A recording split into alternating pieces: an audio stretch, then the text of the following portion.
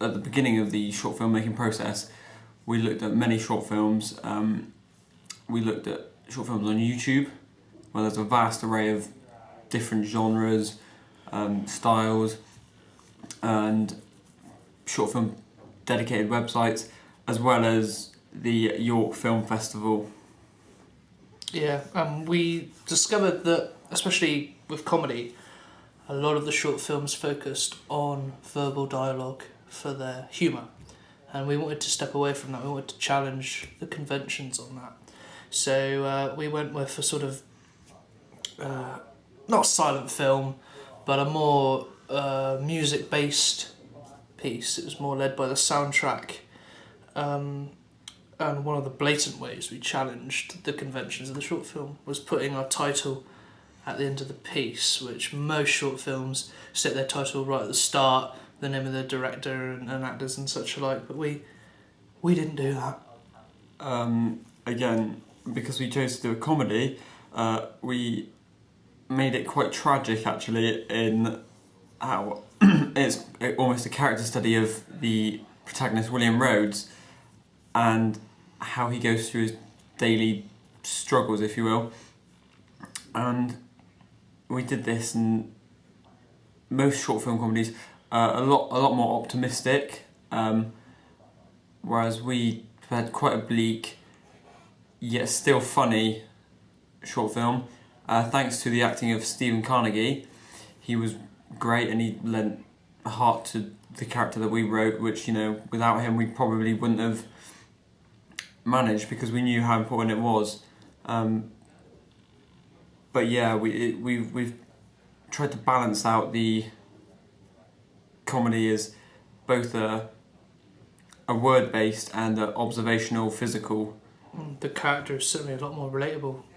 He's not just a two-dimensional slapstick sort of creation. He's very three-dimensional. He's not necessarily the fool. In many ways you pity him during the film, which I think works because it's sort of that sort of blacker, darker humour, which is our humour. That's what we wanted to go for, because if we didn't make the piece and it wasn't our humour, then what would be the point? It'd be pointless.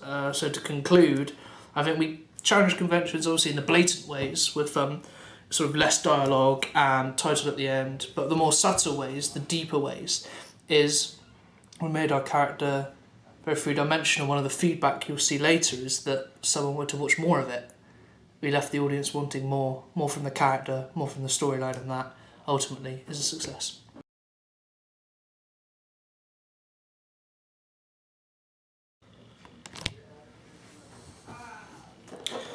I get out of breath when I jog upstairs. So, question 2 is, how effective is the combination of your main product and ancillary texts? So, to start us off with this one, I think it's key to look at the posters.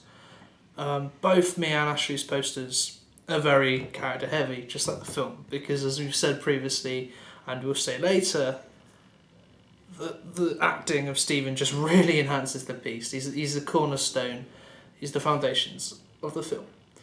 So we wanted to show, obviously, him, and he's quite comedic in both of them. And he asks more questions, who is he? Is he funny? Do I want to go and see this film? And it works as a sort of advertisement / question. And it does work. It does the job it's out there to do. It tells you it's a comedy. It lets you know the sort of jokey, sort of juvenile, black humour. And it gives you the protagonist, which is all you want from a poster. Yeah, in the process of making our posters, we looked at a number of comedy film posters and short film posters, and we found that using profiles of characters was a key constant throughout all the posters that we saw, and we felt that was really effective. And again, like Chris said, is very typical of our film. Our film's almost a darkly comedic character study of William Rhodes, and I think the products combine very well. They both are funny, they both advertise what the film is going to be very well, and they sum up our humour and how effectively we want people to look at our film and how They're to receive it. both very character based. Both of us really appreciate the film Bruno, and we looked at that, and that is Sacha Baron Cohen on the front of the poster, totally nonchalantly as the character, because that's what you're going to see, that's what you want to see, that's what he's advertising. There's no shame in it. That's what it is, and that's what we wanted to go for, and I think we've achieved it. With our magazine reviews, we wanted to do it in the style of Empire magazine. We didn't like Little White Lies. We found it a bit too pretentious. It's too artistic for us, and I'm a reader of Empire, and I find that it's easier to just flick through, and I feel that being able to interact with the magazine more and enjoy the magazine more, you don't want to be alienated. Yeah, and we can replicate that easier than we could something that we don't read or we are unlikely to access. Yeah, exactly. And I think we did a good job replicating that. We used pictures to say this is what the film is, this is what it's about. We used sort of colloquial dialogue, which is necessary because if it's pretentious, you're not going to read it. It has to be written how we would talk. That's very much the way we looked at it. And so yeah, in that respect, our ancillary tasks do enhance the main product.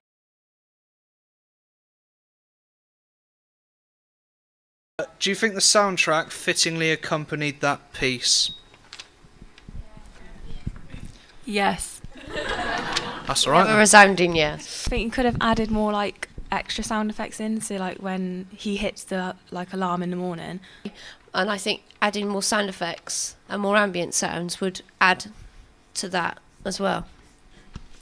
Yeah, like with the sound levels, I think you need to deal with that. But also like there's a complete bit where he walks across the carpet, but it's completely silent, so it sounds a bit sort of strange. The fact that the credits were actually over the pictures as well, that made it look quite professional. Yeah, it really did. It was good because then you'd seen the whole day and then it like kind of explains it. So if you had it at the beginning, it would set you up, but it's better that it was at the end. Firstly, did you know the bloke, or was he an No, actor? he's just a scary man we hired. Well, he was insanely good, man, and like it's like a massive credit to your piece because your script was insane, your actor was insane. I wanted to watch more, and it's one of the few. We got a unanimous decision that the soundtrack sort of juxtaposed the emotions of William/Stephen in the film, which we were happy with because that's what we were going for. People felt that it worked. They felt the humour was right. It wasn't too crude. It wasn't too subtle. It was on the balance. But the main sort of feedback we got was the lack of ambient noise. For instance, in our original edit, the door sort of shut silently, and there was no noise coming down the stairs, and it was very track-led as opposed to making ambient sound. And this is something that we sorted out in the editing room, and the feedback was very helpful. We both agreed that it worked because when you watch it so many times, it sort of glazes over. Yeah, and you don't really take in what is missing to a degree, and so the audience feedback was really helpful with this. Like Chris said, there were no noise of footsteps, which if you just had footage of that would seem really odd to not hear footsteps. So that improved our film when we added those sound effects. Another was good, very positive feedback about Stephen. Stephen Carnegie was our actor who portrayed William, and he lent a really enthusiastic. He was very good, and he evoked all the emotions that we wrote for William, and he humanised the character that we'd made from only words in our script. We couldn't have hoped for a better actor to fill the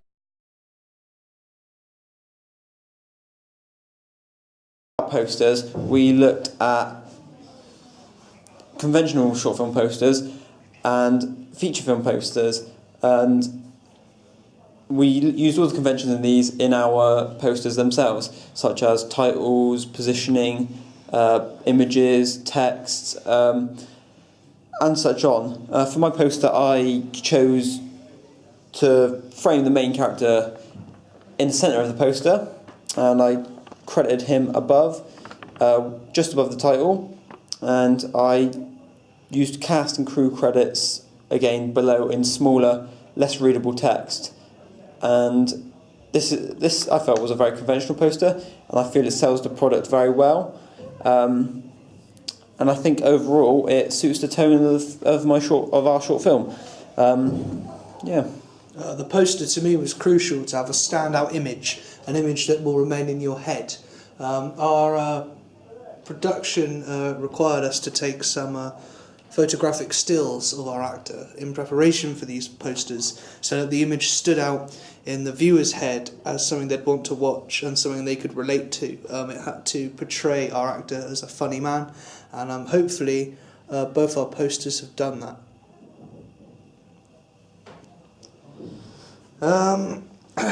Something to do with someone. Oh yeah. My magazine review, which hopefully can be edited. The magazine review, I chose to do that same heavy picture attitude to work, as well as contrasting text. The review itself is, in my opinion, quite critical. I'm very critical of my own work, therefore it is quite harsh. But it does have an overbearing theme of a happy and comedic tone, which I believe the harshest of critics will see in our short film. Ash?